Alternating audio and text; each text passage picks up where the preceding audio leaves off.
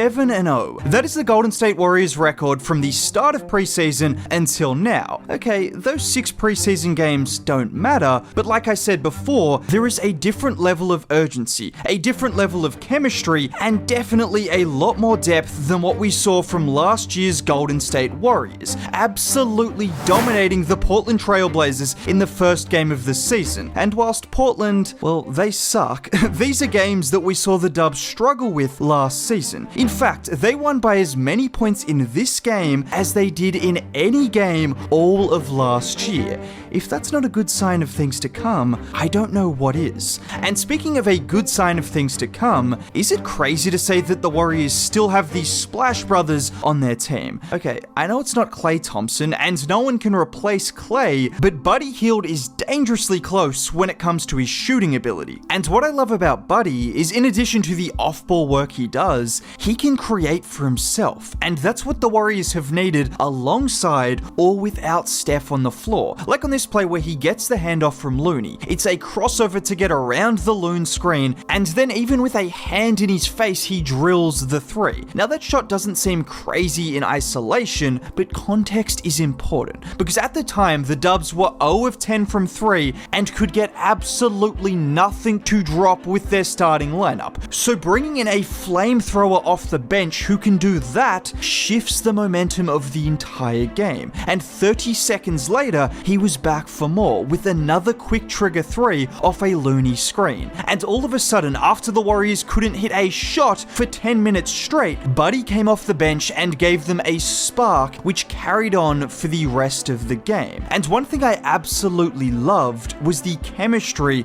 between Buddy and Steph. You'll notice that Steph Curry ended the game with 10 assists in just 25 minutes, and would have had a huge triple-double if the game wasn't finished in 3 quarters. But more importantly than that, a number of his assists were to Buddy. Like on this play where Draymond finds Steph rushing up the floor, he draws the defense before kicking it out to Buddy, and that's a wide open 3. Or on multiple occasions where Steph got the ball in transition, and it was Buddy who was sprinting the hardest down the floor to make himself an option and to get an easy bucket in transition. This is just a glimpse, but I have a very good feeling about the chemistry between these two. Because as far as movement and shooting goes, very few players in NBA history have been as good as these guys. And they already know each other's tendencies despite it being their first regular season game together, because, well, they have very similar tendencies. And look, I could spend the next 10 minutes talking about how good Steph Curry was, but it's Steph Curry. If you doubted him, I don't really know what to tell you apart from that's not a very wise decision. What was more important to me was seeing the production the Warriors got from the likes of DeAnthony Melton, Gary Payton II, Kevon Looney, and Andrew Wiggins. I don't want to speak too soon, but is he back? Because this right here is the biggest factor for the Warriors this season. Obviously, aside from the health of Steph Curry and the sanity/health of Draymond Green, if they can get this version of Andrew Wiggins, the version that we saw during his first 2.5 years in Golden State, and I say half because he was great for the first half of 2022, but if they get the all-star level two-way stopper who can knock down threes and give you about 20 a game, this changes everything for this Warriors team. Genuinely, it changes everything. And it's only the first game of the season, but he looked great, shooting the ball with confidence, being active on the defensive side of the floor, tracking down rebounds, and just being in the right place at the right time on both ends of the floor. There's nothing really new I can tell you about Andrew Wiggins' performance, because everything he did we have seen him do, but it's a matter of seeing him do this consistently throughout the season that will make or break this Warriors team, in my opinion. If you can get this version of Wiggs, where he's 20 points a night, active on defense, and a legitimate threat from 3-point range, most teams would kill to have a player like that. But if he goes back to what we saw from him last year, it just leaves more uncertainty on this roster. Now, one player who I am certain of and really impressed me beyond just the box score numbers that we saw from Steph, Buddy, and Wiggs was Trayce Jackson-Davis. Now, he finished the game with 14 points and 4 rebounds, but even before he got a few late buckets, it wasn't the numbers that that impressed me. What I loved from Trace was, in addition to the usual lob threat and scoring you get from him around the rim, it was the passing and defense that stood out.